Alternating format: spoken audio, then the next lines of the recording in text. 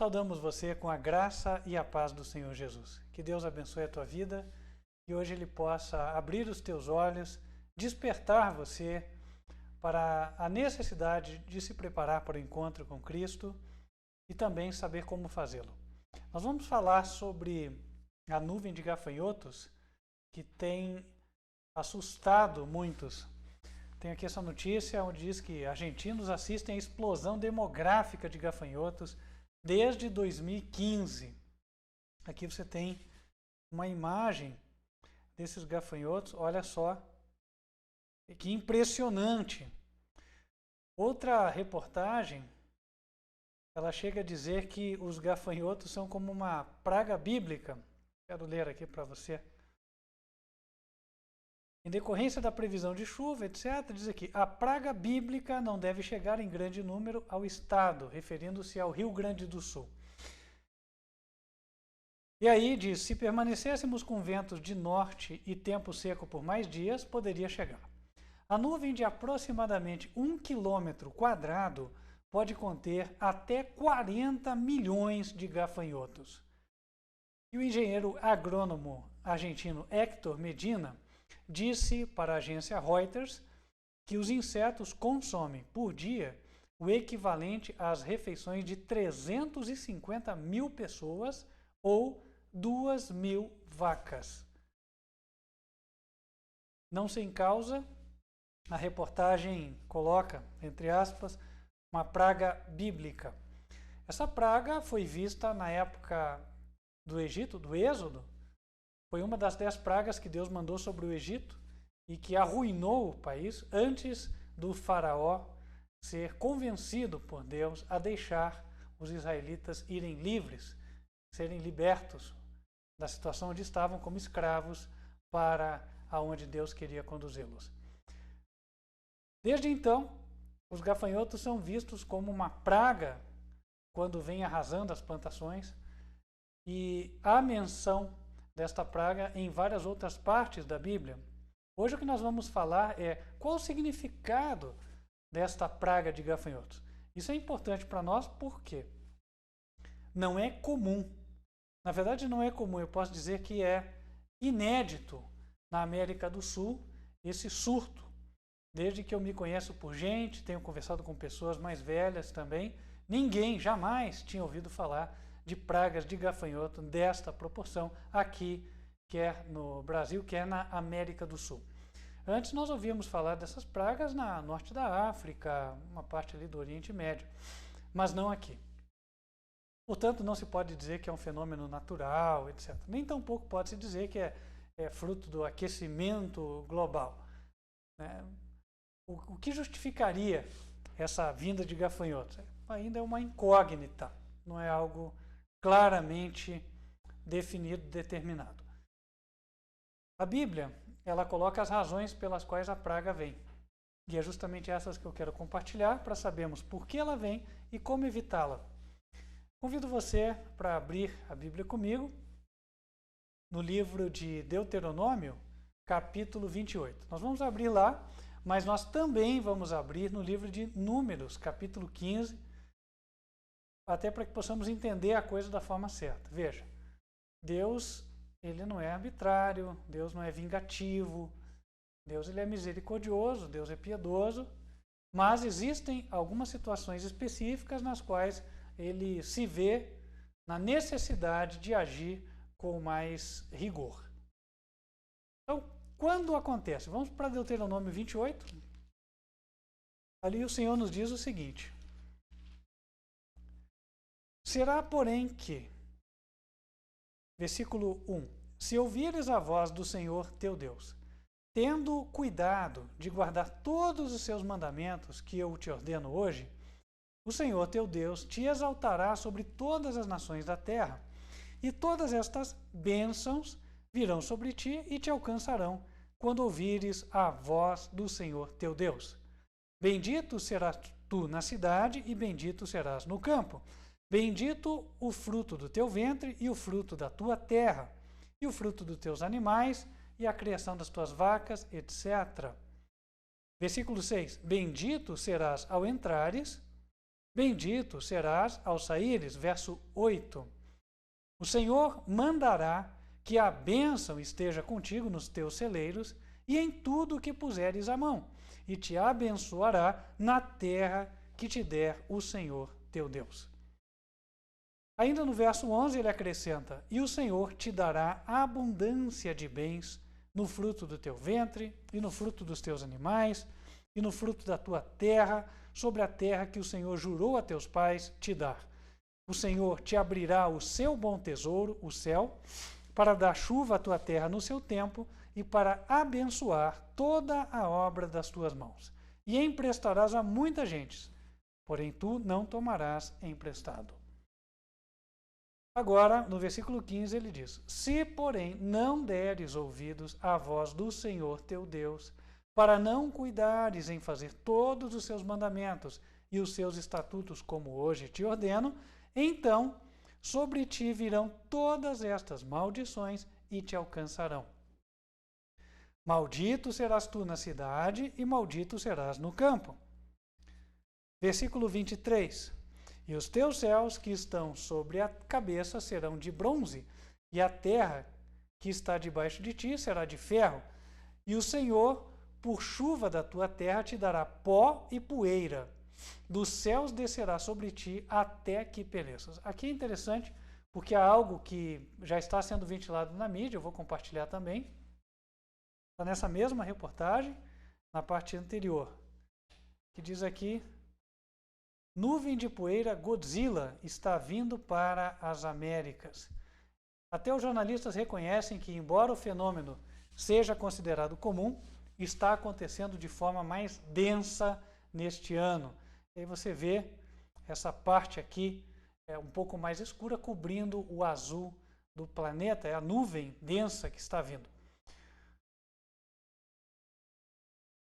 Aí eles dizem que essa nuvem de poeira é uma nuvem de ar do Saara que está se deslocando em direção ao continente americano. E o fenômeno pode afetar a pele e os pulmões, porque o ar seco de poeira tem 50% menos umidade e também pode ser nocivo às pessoas que têm problemas respiratórios. Aí nós estamos vendo coisas que fogem à normalidade. Também Deuteronômio 28, além de falar da nuvem de poeira, fala dos gafanhotos. No versículo número 38, ele diz para aqueles que não guardam os mandamentos de Deus: lançarás muita semente ao campo, porém colherás pouco, porque o gafanhoto a consumirá. Especialmente aqui na região sul, nós fomos assolados com uma seca muito severa, e esta semana eu tive a informação de que alguns lavradores estavam vendendo a saca de feijão para os atravessadores. A saca, para quem não sabe, tem 60 quilos. Estavam vendendo-a a R$300. Isto significa R$5 o quilo do produtor até o atravessador. Então, a que preço isso vai chegar na ponta, lá no supermercado, para você comprar? R$10, R$12, R$15? Bom, em breve você vai descobrir. Fato é que me comentaram, quem esperava colher, às vezes, 120 sacas, colheu 30. Então, por isso, é o que nós estamos vendo, o produto aumentando de preço. E aliado a isso, o gafanhoto, que já está na Argentina, passou pelo Paraguai e agora arrisca ir ou para o Uruguai ou para a Argentina. Qual é a causa dessas calamidades? Principalmente quando elas, somadas, assolam a produção. Falta de obediência aos mandamentos de Deus. E essa é uma resposta inequívoca. Ninguém tem como ficar aqui dizendo, não, mas a gente obedece. Não. Ora, se estas coisas estão acontecendo, elas são consequências da desobediência. Nós, primeiramente, lemos as consequências da obediência. Se estivéssemos em obediência, as coisas estariam bem. Estaríamos com uma agricultura sem nenhum problema, o produto até a um preço mais acessível e colheitas em abundância. O que fazer para resolver o problema? Em Isaías capítulo 24, o Senhor também aborda a mesma situação, mas ele é mais específico com respeito ao que acontece. Isaías 24, a partir do versículo 1. Eis que o Senhor esvazia a terra e a desola, e transtorna a sua superfície e dispersa os seus moradores. E o que suceder ao povo, sucederá ao sacerdote, ao servo como ao seu senhor, etc. Versículo 4. A terra pranteia e se murcha, o mundo enfraquece e se murcha. Enfraquecem os mais altos do povo da terra. Na verdade, a terra está contaminada por causa dos seus moradores, porquanto transgridem as leis, mudam os estatutos e quebram a aliança eterna. Por isso a maldição consome a terra e os que habitam nela serão desolados. Por isso serão queimados os moradores da terra. Ora, os homens mudam as leis, quebram a aliança eterna. Que leis têm sido mudadas? Ora, nós podemos citar de várias. Por exemplo, o mandamento não adulterarás tem sido transgredido sistematicamente com o aval de poderes políticos, não só no Brasil, mas em outros lugares. Por exemplo, em Levítico capítulo 18, quando é explicada a lei de Deus, no versículo 22, é dito assim: com varão não te deitarás. Não te deitarás como se fosse mulher. Abominação é. Ora, isso aqui ele está tratando do homossexualismo. Ele diz, é abominação. A lei de Deus proíbe. Só que os homens têm cada vez feito mais. Além disso, nós temos visto uma série de outras políticas que elas são contrárias àquilo que a lei de Deus preconiza, que ensina. Por esta razão, nós vemos as consequências. Além disso, muita idolatria. O que a Bíblia fala no segundo mandamento? Êxodo capítulo 20, versículo 4. Não farás para ti imagem de escultura, nem alguma semelhança do que há em cima dos céus, nem embaixo na terra, nem nas águas debaixo da terra. Não te encurvarás a elas, nem as servirás, porque eu, o Senhor, teu Deus, sou Deus zeloso, que visito a maldade dos pais nos filhos, até a terceira e quarta geração daqueles que me aborrecem. Ora, nós somos um país de maioria católica, não, aqui a Argentina também é, Paraguai também é, Uruguai é. O que nós temos visto? Embora o Uruguai tenha uma quantidade grande de ateus, ora, nós temos visto que o culto a imagens, a veneração a imagens, você pode usar o adjetivo que for, a verdade é que acontece. As imagens estão nas casas, as imagens estão pintadas às vezes no caminhão, estão nas lojas, você vê as imagens espalhadas e sendo veneradas, sendo cultuadas. Isso tudo é proibido pela lei de Deus. Consequência, Deus trazer aquilo que nós vimos. O que está acontecendo, a nuvem de gafanhotos, não é um capricho da natureza, não. É porque Deus vê que está se espalhando demais a idolatria, a transgressão. Mas talvez você pense, poxa, mas eu vou ser punido mesmo sem saber? E se o povo que faz na ignorância? Aí eu gostaria de trazer um esclarecimento. Não, Deus não pune quando não se sabe o que está acontecendo. Ocorre que ele pune sim quando o pecado é cometido de mão alçada, quando sabendo se faz. E aí nós vamos explorar isso um pouquinho melhor, tá? Vamos lá para Números, capítulo 15. O Senhor diz assim, verso 27. Se alguma alma pecar por erro, para expiação do pecado, oferecerá uma cabra de 1 ano. E o sacerdote fará expiação pela alma que pecar, quando pecar por erro perante o Senhor, fazendo expiação por ela, e lhe será perdoado. Verso 30. Mas a alma que fizer alguma coisa à mão levantada, quer dos naturais, quer dos estrangeiros, injuria o Senhor, e tal alma será extirpada do meio do seu povo, pois desprezou a palavra do Senhor e anulou o seu mandamento. Totalmente será extirpada aquela alma, e a sua iniquidade será sobre ela.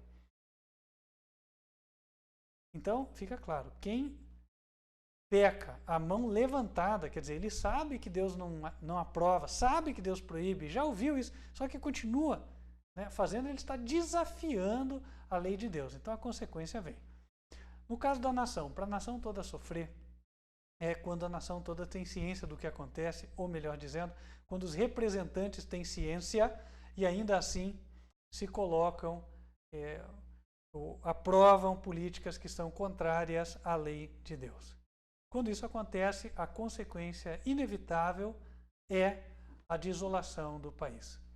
Ora, nós estamos vendo essas pragas acontecendo, por enquanto parecem pragas mais localizadas, por isso elas deviam servir de aviso para aqueles que estão envolvidos, para os agricultores, para os prefeitos daquelas regiões, para os governadores daquelas regiões, e eles devem avaliar como é que eles estão agindo. Será que a corrupção está agraçando? Quer dizer, a corrupção já é grande, já se alastrou? Se for, está aí a causa, possivelmente, destas calamidades. Como fazer para evitar? Ora, se há pecado de mão levantada, então vamos pedir a quem é de direito que se arrependa. E vamos nós também nos arrepender. Afinal de contas, Deus prometeu a bênção para aquele que obedece. Se sairmos do caminho da desobediência para buscarmos o da obediência, a bênção virá. Agora, detalhe, outro mandamento que tem sido desconsiderado e também tem sido causa de muita infelicidade que tem assolado não só o nosso país, como outros também. Êxodo 20, versículo 8, a Bíblia diz: lembra-te do dia do sábado para o santificar. 6 dias trabalharás e farás toda a tua obra, mas o 7º dia é o sábado do Senhor teu Deus. Não farás nenhuma obra, nem tu, nem o teu filho, nem a tua filha, nem o teu servo, nem a tua serva, nem o teu animal, nem o teu estrangeiro que está dentro das tuas portas. Porque em 6 dias fez o Senhor os céus e a terra, o mar e tudo o que neles há, e ao 7º dia descansou. Portanto, abençoou o Senhor o dia do sábado e o santificou. Mais um mandamento que é constantemente pisado, não só pelo povo, como também por muitos governantes. Afinal de contas, várias assembleias legislativas do nosso país, sejam municipais ou estaduais, já aprovaram leis dominicais, por assim dizer, ou seja, leis que determinam o cessar o trabalho aos domingos e garantindo, entre aspas, o descanso dos trabalhadores. Qual é a motivação dessas leis? A doutrina da Igreja Católica na sua esmagadora maioria. Ora, mas a doutrina da Igreja está diametralmente oposta àquilo que a Bíblia ensina. E aí, nós vamos ficar com o que os homens da Igreja falam ou com o que a Bíblia ensina? Neste particular, como pregador, eu posso deixar e devo deixar a decisão para você. Cumpre a mim apresentar as consequências, tanto da obediência quanto da desobediência.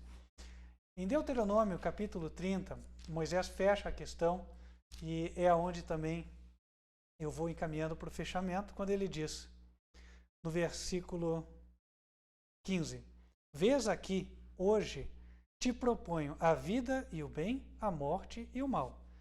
Porquanto te ordeno hoje que ames o Senhor teu Deus, que andes nos seus caminhos e que guarde os seus mandamentos e os seus estatutos e os seus juízos, para que vivas e te multipliques e o Senhor teu Deus te abençoe na terra a qual passas a possuir.